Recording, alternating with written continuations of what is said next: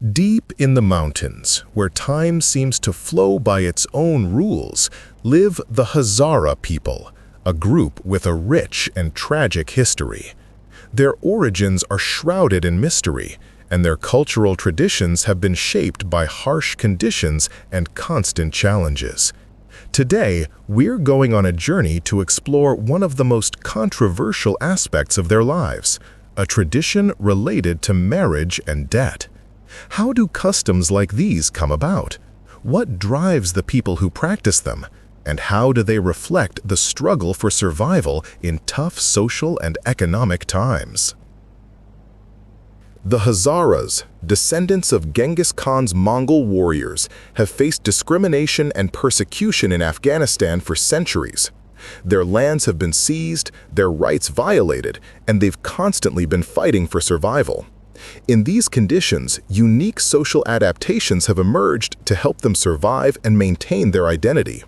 One such adaptation is a complex system of social relationships where marriage plays a key role in maintaining family ties and financial stability.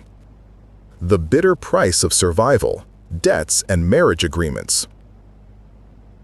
In some Hazara communities, there's a practice where a family in severe financial trouble might offer their daughter as a bride in exchange for debt relief. At first glance, this might seem shocking and unacceptable, but if we try to look at this tradition through the lens of cultural anthropology, we see that it's a complex social mechanism that arose in response to specific historical and economic conditions. Imagine a family living in a remote mountain area with limited access to education, healthcare, and economic opportunities. A drought has destroyed their crops, disease has killed their livestock, and the family is drowning in debt.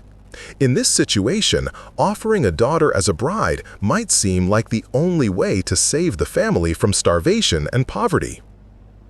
Of course, this doesn't mean that this tradition doesn't raise questions and doesn't need to change. Many Hazaras oppose it, believing that it violates women's rights and goes against modern values. However, before judging this practice, it's important to understand its roots and the context in which it exists. Cultural adaptation or exploitation? Critics of this tradition argue that it's a form of exploitation of women, denying them the right to freedom of choice and condemning them to a life in marriage without love. They point out that girls given away in marriage this way often face violence and discrimination. Supporters of this practice argue that it's part of their cultural heritage and helps preserve family ties and traditions. They emphasize that, in some cases, marriage can be beneficial for the girl as she receives protection and support from her husband and his family. But what really drives the people who practice this tradition? Is it a matter of survival, following traditions, or simply exploitation? The answer probably lies somewhere in the middle. In conditions of extreme poverty and lack of other opportunities, marriage may seem like the only way out of a difficult situation. But at the same time, this practice can perpetuate inequality and injustice. Rites of passage. From childhood to adulthood. In Hazara families, as in many other cultures, there are certain rites of passage that mark important stages in a person's life. Marriage is one such ritual, and it's of great importance for social integration and the continuation of the family line. In the past, marriage rituals among the Hazaras were complex and lasted for days. They included matchmaking, betrothal, bride price, and a wedding celebration. Today, many of these rituals have been simplified or disappeared, but marriage still remains an important event in the lives of the Hazaras. In some communities, marriage rituals include elements that may seem strange or even shocking to an outsider. For example, the bride's face may be covered with elaborate makeup that hides her face from the groom until the wedding ceremony itself. Or, the groom must pass a series of tests to prove his strength and courage. These rituals, however strange they may seem, have a deep symbolic meaning. They help strengthen social ties, transmit cultural values, and prepare young people for adult life. The influence of the environment on cultural development. Hazara culture, like any other culture, has been shaped by the environment. The harsh climate, mountainous landscape, and constant conflicts have had a profound impact on their way of life, social relationships, and values. In conditions of limited resources, the Hazaras have learned to survive through mutual aid and cooperation.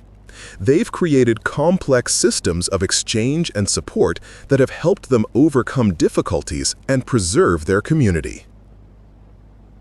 Marriage, in this context, is not only a personal matter, but also an important social institution that helps strengthen family ties and ensure the survival of the community. Marriage between members of different families can help pool resources and reduce the risk of conflict. However, the influence of the environment is not always positive. In conditions of extreme poverty and lack of other opportunities, people may resort to practices that contradict modern values and violate human rights. Social roles and gender stereotypes. In Hazara society, as in many other traditional societies, there are clear gender stereotypes and social roles for men and women. Men are generally responsible for providing for the family, protecting the community, and making important decisions. Women, on the other hand, take care of the household, raise children, and maintain family ties. These gender stereotypes can limit women's opportunities and lead to inequality. For example, women may have limited access to education, healthcare, and economic opportunities. They may also face discrimination and violence. It's important to realize that gender roles and stereotypes aren't set in stone.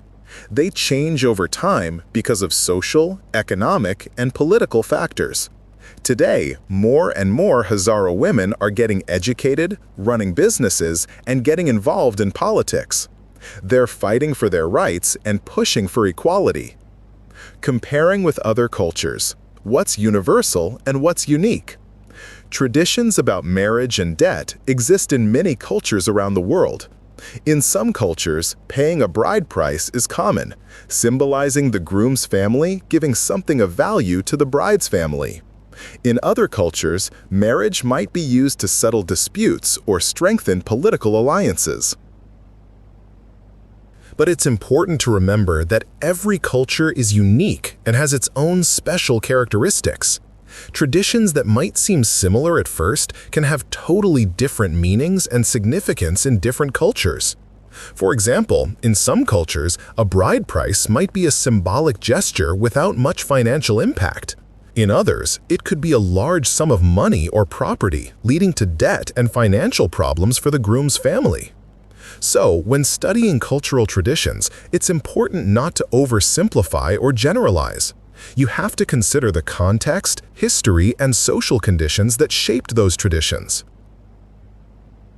Education as a path to progress. One of the main things that helps progress and change social norms is education.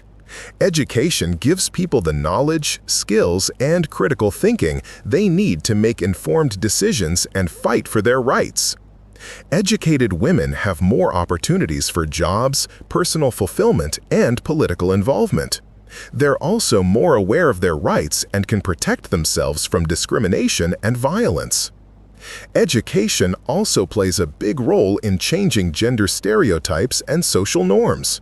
When young people get educated, they start thinking critically and questioning traditional roles and expectations.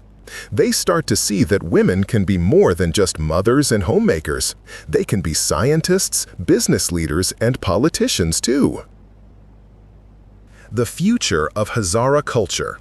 Keeping traditions alive while adapting to modern times.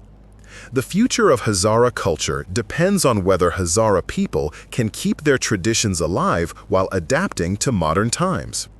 It's important to remember their history and cultural heritage, but they also need to be open to new ideas and values. Hazara people should aim to create a society where everyone's rights are respected, no matter their gender, age, ethnicity, or religious beliefs. They should fight for equality, justice, and opportunity for all. Education, economic development, and social justice are key to helping Hazara people build a better future for themselves and their kids. They should use their knowledge, skills, and resources to create a strong and thriving community that respects its traditions and adapts to the modern world. Conclusion: understanding through the lens of evolution. The tradition of marriage and debt among Hazara people is complicated and contradictory. It shows the struggle to survive in tough social and economic conditions, as well as the influence of cultural traditions and gender stereotypes.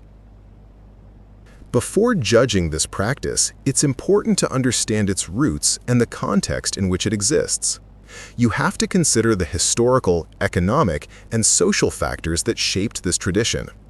But understanding doesn't mean excusing. We need to work towards changing social norms and practices that violate human rights and perpetuate inequality.